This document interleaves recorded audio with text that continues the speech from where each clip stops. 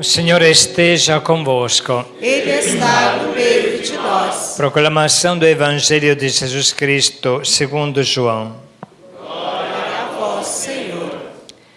Jesus se manifestou aos seus discípulos e depois de comer com eles, perguntou a Simão Pedro: Simão, filho de João, tu me amas mais do que estes? Pedro respondeu: Sim, Senhor, tu sabes que eu te amo. Jesus disse: apacenta os meus cordeiros. E disse de novo a Pedro: Simão, filho de João, tu me amas? Pedro disse: Senhor, tu sabes que eu te amo. Jesus lhe disse: apacenta as minhas ovelhas. Pela terceira vez perguntou a Pedro: Simão, filho de João, tu me amas? Pedro ficou triste porque Jesus perguntou 3 vezes se ele o amava. Respondeu: Senhor, tu sabes tudo, tu sabes que eu te amo. Jesus disse-lhe: apacenta as minhas ovelhas. Em verdade te digo, quando eras jovem, tu te cingias e ias para onde querias. Quando fores velho, estenderás as mãos e outro te cingirá e te levará para onde não queres ir. Jesus disse isso, significando com que morte Pedro iria glorificar a Deus. E acrescentou: segue-me. Palavra da salvação. Glória a vós, Senhor.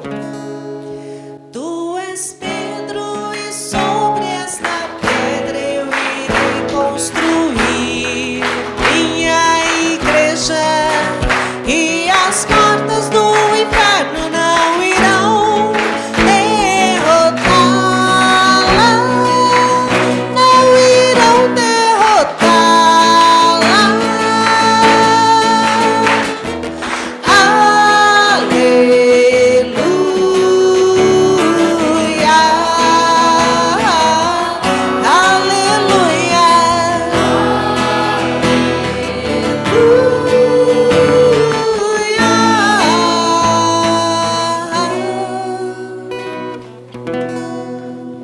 Podemos sentar e refletir um pouco sobre a festa de hoje de São Pedro e São Paulo, festa de 2 santos mártires, por isso que os paramentos estão vermelhos, lembrando do sangue que eles derramaram por Jesus. 2 colunas da igreja, Pedro, o primeiro Papa, sobre ele Jesus fundou, alicerçou a igreja, deu a chave. Primeiro ele recebeu a chave do reino, e Paulo é o grande evangelizador que abriu a igreja ao mundo. Grande mestre espiritual. E tanta coisa que a história e o testemunho destes 2 homens falam para nós. Vamos começar com algumas coisas, mas eu convido todos a refletir durante este dia, porque muita outra coisa o Espírito Santo vai sugerir. É muito interessante que a palavra de Deus, a Bíblia, os Atos dos Apóstolos, o próprio São Paulo, nas suas cartas, não tem vergonha de mostrar a fragilidade destes homens, até o pecado destes homens. Você poderia pensar: puxa vida, o primeiro Papa, vamos ele pintar de uma maneira de ouro, que assim, não tem dúvida que era uma pessoa de ouro. De fato era uma pessoa de ouro, mas no mesmo tempo era extremamente frágil. Ele chegou a trair Jesus. Agora eu convido a todos a se mergulhar na cabeça, no coração, na alma de Pedro. Porque a gente só olha para o nosso pecado, a nossa dor, está certo isso? Porém, tenta entender o que foi para Pedro trair Jesus. Foi algo muito vil, muito baixo. E se você pensa bem, Pedro teve medo até de uma pobre mulher, assim, talvez não muito boa esta mulher, que falou, eu conheço esse aqui, dedurou ele, né? Eu conheço ele da Galileia, ele estava com Jesus. Pedro não teve nem coragem de enfrentar esta mulher, que não era um soldado, era uma pessoa humilde, simples, talvez, repito, não elegante, não gentil, não boa, mas podia usar esta ocasião para se declarar por Jesus. Ele falou, não conheço este homem, nem falou o nome de Jesus, não conheço este homem. Muito baixo, muito vil, muito triste. É claro que você escuta por aqui e sai por aí, entende? Mas tenta parar um pouco e pensar como foi duro. Entende? Jesus que falou, darei a minha vida por ti, Senhor. E depois de pouco tempo trair Jesus. Como ele ficou mal. É importante isso, porque nós também ficamos mal pelos nossos pecados, as nossas traições. Graças a Deus que ficamos mal, significa que temos uma consciência. Mas devemos compreender que este processo é um processo necessário, que até os santos passaram por este processo. Até Pedro, o alicerce, a coluna da igreja, passou por este processo. Este processo que foi dolorido. A tradição fala que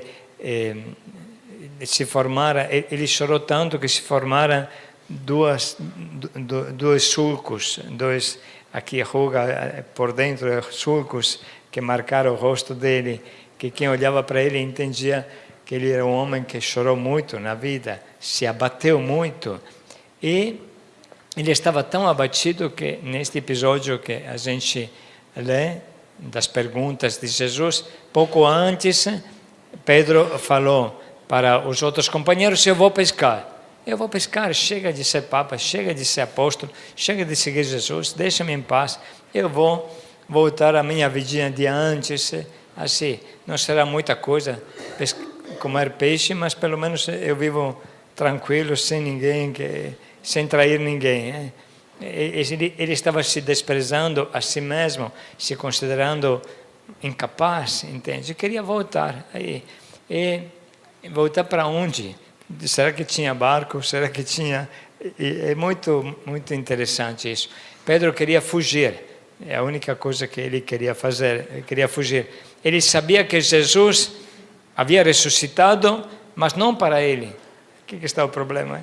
Jesus ressuscitado tinha aparecido 2 vezes já, porque esta aparição é a terceira. Então, puxa vida, Pedro podia se alegrar, mas ele era como se fosse uma coisa fora dele. Jesus ressuscitou, sim, muito bom, mas não para mim. Entende? Muito bom, isso que a história caminha, mas eu estou fora desta história, eu estou fora de tudo. É uma experiência que nós também podemos fazer, podemos passar por isso, entende? Eu sei que Jesus é o Salvador, ele resgata todo mundo, mas a mim ele não resgatou.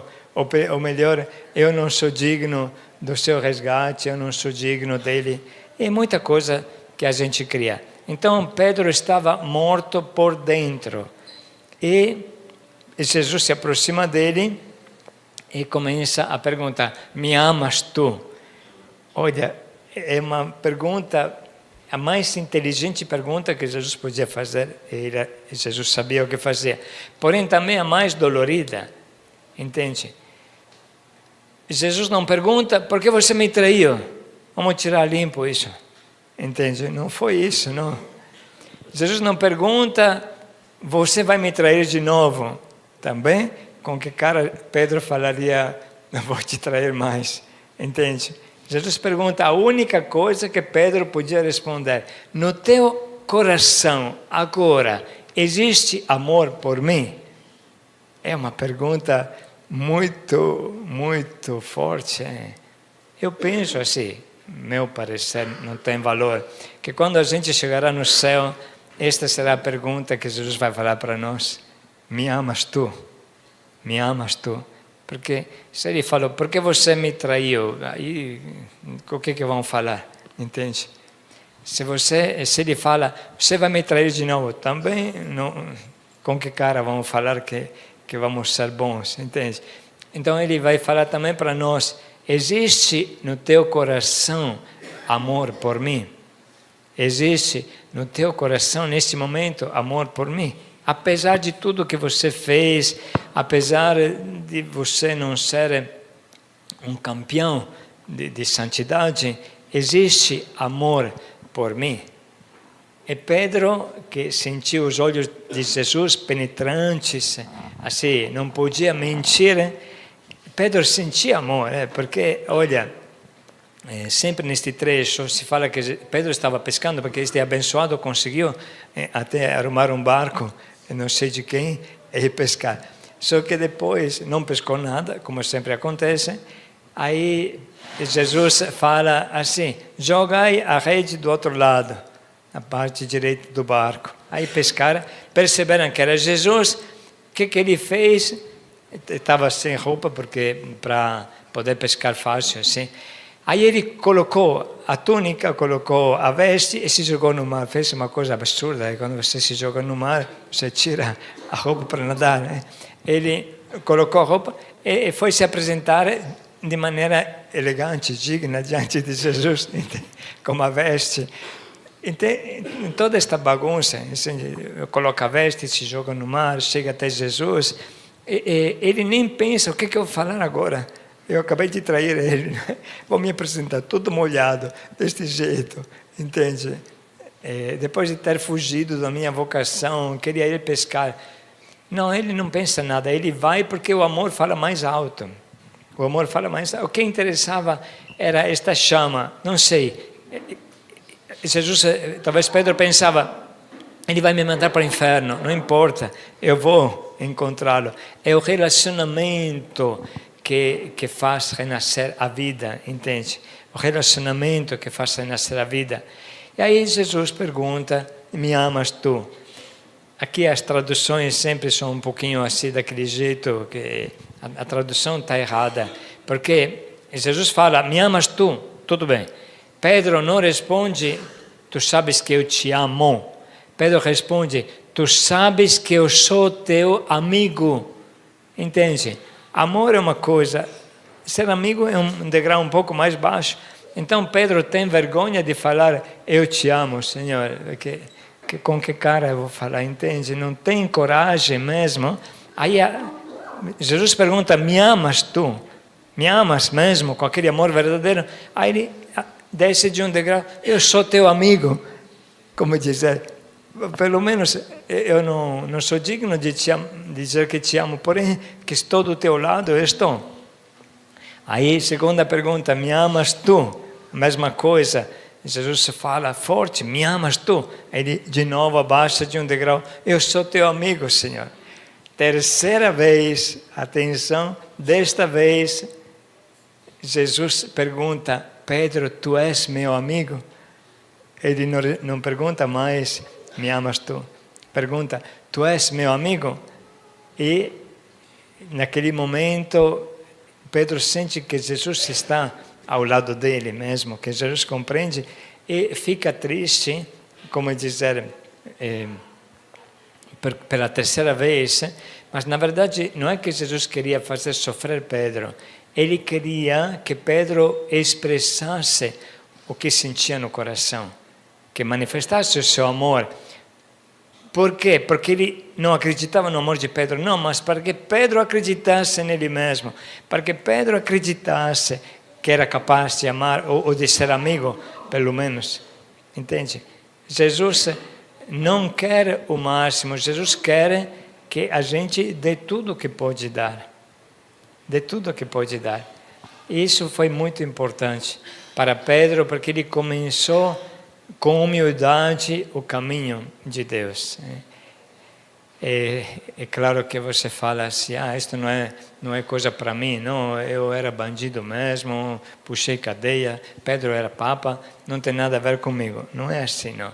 Porque na nossa vida, gente, nós temos que vencer muito o orgulho. A coisa que mais mata a nossa vida espiritual é o orgulho. Orgulho. Então, quando uma pessoa se converte a primeira vez, ele renuncia àqueles pecadões, assim, que todo mundo preenche a folha, não? Eu roubei, assaltei, fui para a cadeia, matei, roubei, usei droga, aquela coisa que todo mundo fala antes da conversão. Isso, a pessoa se aproxima com humildade. A pessoa não tem nada a dizer, eu sou valente, eu mereço. Mereço o quê? Você tem uma vida de lixo e você se entrega na mão de Deus com grande humildade. Isso é muito importante, é muito bonito, é muito de Deus. Só que quando você vai caminhando na fé, aí que está o problema, que os vícios não passam, eles mudam de pelo, mudam de roupa, mudam de veste. Este bendito orgulho, ele aparece também durante a caminhada. Por isso que Pedro devia ser trabalhado no orgulho, entende? Então, a traição de Pedro queima, porque não foi aquela traição tua, assim, roubei, assaltei, tal, como é o testemunho da Missão Belém. Mas é uma traição de quem veio depois, de quem estava já convertido, já era Papa. Já praticamente Jesus já tinha proclamado ele Papa, e ele traiu. O que Jesus quis fazer com isso? Quis trabalhar o orgulho, quis matar uma vez por todas o orgulho de Pedro. Porque ele também era orgulhoso, e também ele queria ensinar a Jesus, queria ensinar o Pai Nosso ao Padre, se fala, no sentido que Jesus fala, eu devo sofrer, devo morrer. Pedro chama de lado, fala, vem aqui, que eu vou te ensinar como ser o Messias. Não é deste jeito, não. Você vai ser poderoso, você vai entrar em Jerusalém, vai ser proclamado rei. E Jesus responde, vá de retro, Satanás, vai-te embora, Satanás, volta para trás, Satanás. Um minuto antes proclama Papa, um minuto depois o chama de Satanás. Mas Pedro devia saber quem era Jesus e quem era ele. Que não se constrói nada na vida espiritual se não tem a consciência do que somos nós e do que Deus é. Não se constrói nada. Então lembre-se disso, que aos nossos tombos, que podem ser também depois da conversão, ensina a nossa realidade e nos ensina a ser humildes, quebra o nosso orgulho, mata o orgulho, desta vez mata mesmo, e nos encaminha para o céu. Então, atenção, que existe uma purificação que Deus faz na conversão, e existe uma purificação que vem depois da conversão, que vem no decorrer da caminhada, e que é muito dolorida, e que você vai se salvar somente se você olha fito em Jesus e fala o que está no teu coração. Fala, como dizer, olha, eu vou para o inferno. A sensação que você tem é de ir para o inferno. Eu vou para o inferno, mas eu vou te amar igualmente, Jesus. Isso mais ou menos falava Santa Teresinha do Menino Jesus. Mesmo que eu fosse para o inferno, eu te amaria igualmente. Por quê? Porque a nossa sensação, às vezes, é esta. A sensação de não merecer, a sensação de ser ruins mesmo. Então, mesmo indo para o inferno, eu te amo, Senhor. Este é o sentido da experiência de Pedro. E aí que nasce o Pedro verdadeiro, alicerçado em Deus e não no seu orgulho, alicerçado em Deus e não na sua valentia, alicerçado em Deus e não nas suas virtudes. Que o diabo antes trabalha no mal, assalto, roubo e tal, e depois da conversão trabalha até porque você se torna orgulhoso da tua humildade, se torna orgulhoso da tua escolha de vida, se torna orgulhoso do teu serviço, aí cai tudo. Ok? Isso é só para a gente refletir sobre a experiência de Pedro, que é bem importante, e a experiência de Paulo, que não é diferente. Paulo também, ele não era um malandro, falamos assim, ele era um homem, um judeu, sangue puro, um judeu verdadeiro que fazia maldade contra a igreja.